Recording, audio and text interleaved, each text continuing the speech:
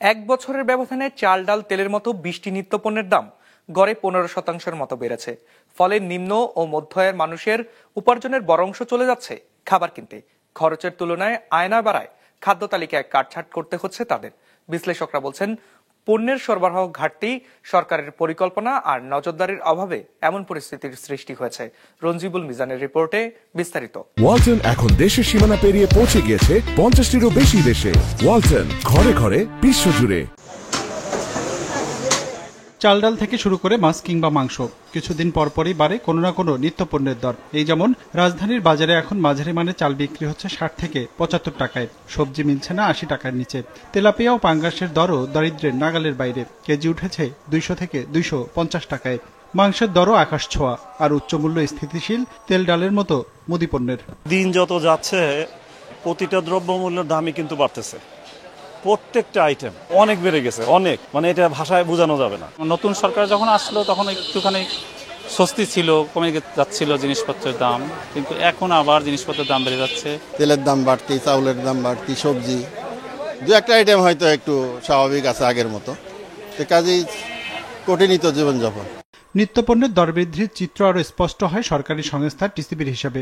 সংস্থাটি যেসব পণ্যের মূল্য তালিকা প্রকাশ করে তার মধ্যে বছর ব্যবধানে 20টি পণ্যের দর বেড়েছে গড়ে 15%। সবচেয়ে বেশি বেড়েছে চাল, মাছ, মাংস আর মুদি পণ্যের, যা প্রতীয়মান হয় পরিসংখ্যান ব্যুরোর হিসাবে।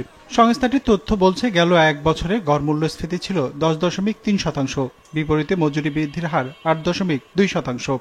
আয় তো ঠিক তেমনটা বাড়েনি, হ্যাঁ, কিন্তু নিত্যপণ্যের দাম তো অনেক বেশি বেড়ে গেছে। আমি যদি 20,000 টাকা বেতন পাই, আমার যদি 3টা বাচ্চা থাকে, আমার সংসার চালান খুবই হিমশিম। যখন অনেক দাম বেড়ে যায় তখন আমরা কম করে কিনি, হ্যাঁ, তা মানুষের তখন কি হয়, পুষ্টির অভাব হয়, তাই না?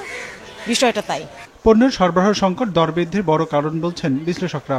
তাদের মতে, বাজার ব্যবস্থাপনা নিয়ে কাজ করে প্রতিযোগিতা কমিশন। দর নিয়ন্ত্রণে সেই কমিশনের ভূমিকাও উল্লেখযোগ্য নয়।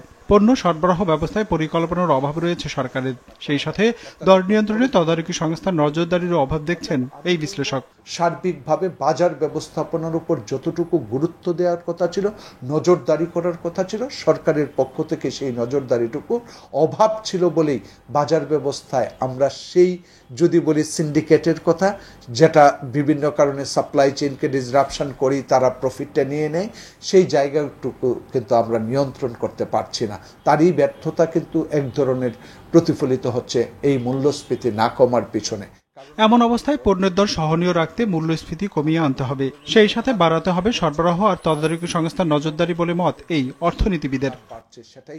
রঞ্জিবুল মিজান, বিজনেস রিপোর্ট, মাছরাঙা টেলিভিশন।